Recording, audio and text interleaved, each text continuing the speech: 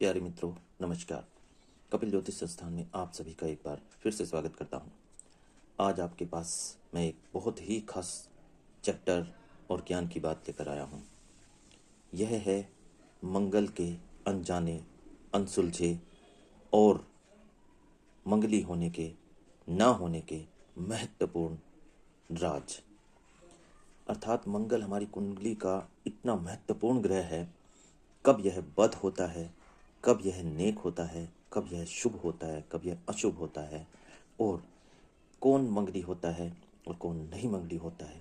और इस मंगल के कुछ ऐसे ऐसे राज छुपे हुए हैं जो आज मैं आपको इस वीडियो के माध्यम से बताने जा रहा हूँ।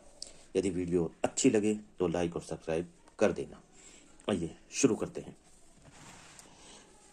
जब दो पापी ग्रह जैसे शुक्र, शनि, राहु, केतु, ये पापी ग्रह हैं, आपस में मिल जाएं तो मांगलिक योग भी नहीं होता है। अब अगर मंगल आप मानते हैं, सबसे पहले जानिए 1, 4, 7, 8, 12 इनमें बैठे हुए को आप मंगली मानते हैं। अब मैं आपको बताने जा रहा हूं कि मंगल किन परिस्थितियों में लागू होगा और किन परिस्थितियों में लागू नहीं होगा, और जहां इसके खराब होने पर उपाय होंगे वो भी मैं आपको इस वीडियो के माध्यम से बताऊंगा। वीडियो इतनी ज़्यादा जानकारीफुल है कि जो इसे सुन लेगा वह मंगल को पूर्णतः समझ जाएगा। आइए, अभी मैंने बताया कि जब दो पापी ग्रह जैसे शुक्र, शनि, राहु, केतु आपस में मिल जाएं तो अगर मंगल के ग्रह घर में भी मांगलिक योग नहीं होता है। नंबर 2, जब दो दुश्मन ग्रह आपस में मिल जाएं, जैसे कि सूर्य शुक्र, सूर्य राहु, सूर्य शनि आपस में अगर मिल गए और मंगल आपका उस स्थान पर बैठा हुआ है जहां पर बच्चे को मांगलिक कहते हैं, तो यह मांगलिक नहीं लागू होगा। उस बच्चे पर मांगलिक दोष नहीं होगा यदि यह दो कंडीशन हो। अगर मंगली दोष बन भी रहा है तो भी वह मंगली नहीं होता है। मंगलिक दोष के बाद मंगल के बद होने पर मांगलिक दोष मानना चाहिए। यदि जिन परिस्थितियों में मंगल बद होकर बैठा हुआ है उसमें हमें मानना चाहिए कि बच्चा मांगलिक है। आइए, मंगल अकेले बैठकर ही बद होता है, लेकिन वह भी खास परिस्थितियों में, जैसे बुध के साथ बैठने पर भी मंगल आमतौर पर बद होता है। जब भी कुंडली के तीसरे, पहले, 8वें घर में केतु या बुध बैठे हों तो भी मंगल बद होता है। शुक्र 9वें घर में हो तो भी मंगल बद होता है। और यदि 9वें घर में शुक्र प्लस बुध बैठे हों तो, और 1, 3, 6, 7, 9, 11 के घर के अंदर बृहस्पति, चंद्रमा और केतु नहीं है तो मंगल बद होता है। अब सुनिए 12वें घर के मंगल के लिए। अगर मंगल 12वें घर में बैठा हुआ है और 12वें घर में मंगल है और 10वें घर में मंगल का दुश्मन ग्रह बैठा है तो यह पक्का मांगलिक होगा, यह मांगलिक होगा। और ऐसे में किसी भी व्यक्ति के साथ नॉन मांगलिक की शादी नहीं करनी चाहिए। अर्थात मैंने बताया यह पक्का मांगलिक होगा। इसकी शादी जब भी करनी है तो मंगल दोष वाले से मिलाकर ही करनी है, नॉन मांगलिक से इसकी शादी नहीं करनी है। अगर 10वें घर में जो भी ग्रह दुश्मन ग्रह बैठा हुआ है, जब हम उसकी वस्तुओं को पहले 43 दिन दान करना पड़ेगा, तब इस व्यक्ति की शादी चलेगी, अन्यथा इस व्यक्ति की शादी भी नहीं चलेगी। यह एक महत्वपूर्ण उपाय है, इसे नोट कर लेना। आइए आगे बढ़ते हैं। अगर मंगल लग्न के अंदर बैठा हुआ है, यानी कि पहले स्थान के अंदर, और 10वें और 11वें घर या तीसरे घर के अंदर मंगल के दुश्मन बैठे हों तो भी ये शादी नहीं चलेगी, कंप्रोमाइज से ही चलेगी और बहुत जल्दी ही अलग हो जाएंगे।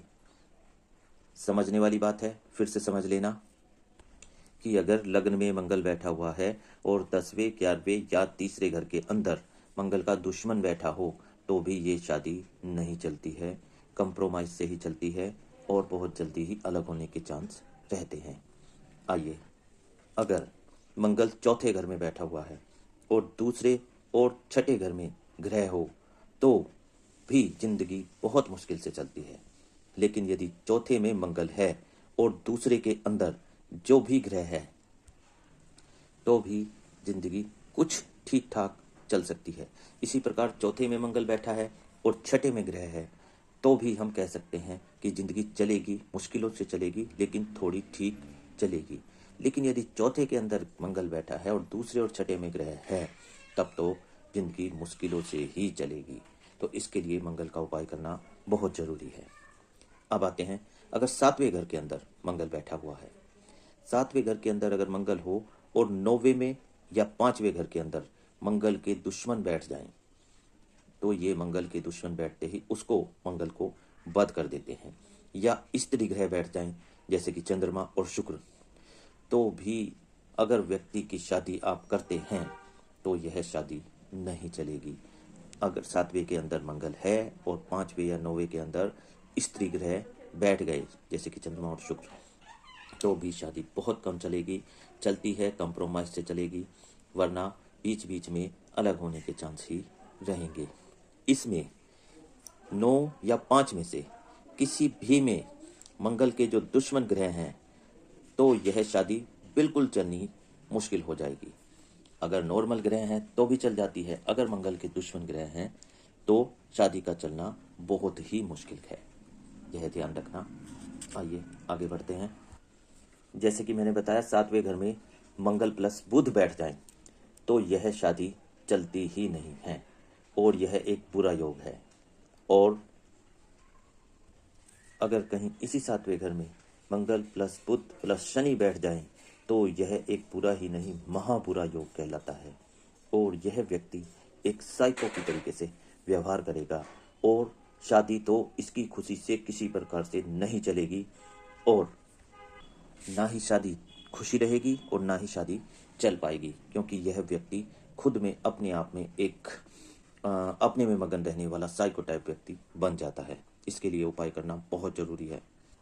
अब अगर आपने आठवें घर का मांगलिक दोष देखना है और मंगल आठवें घर में बैठा हुआ है, किसी भी व्यक्ति का जब आठवें घर में मंगल बैठता है, अगर 11वें घर में और 5वें घर में उसके दुश्मन ग्रह हों, तो ऐसे आदमी से ऐसा आदमी एक अपनी ही अंदर की आग में जलता रहता है। और देखिए, इसके लिए खास कहावत भी है लाल किताब में कि ऐसा आदमी घर भी वहां पर बनाएगा जहां पर पहले से ही तंदूर की भट्टी हो या किसी भी प्रकार का आग जलाने का कार्य हो रहा हो।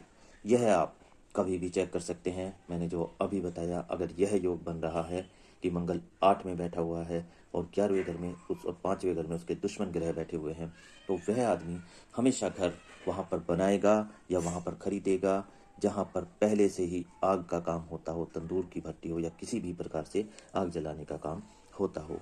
यह आप किसी की कुंडली भी देखकर उठाकर चेक कर सकते हैं। उसका घर एक तरीके से आग की भट्टी पर ही माना जाएगा।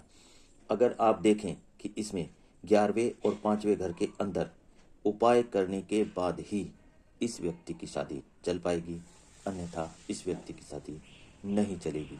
इसके लिए अगर मंगल 8वें घर में हो तो 11वें और 5वें घर में जो भी दुश्मन ग्रह बैठे हुए हैं उनका उपाय करना बहुत जरूरी है।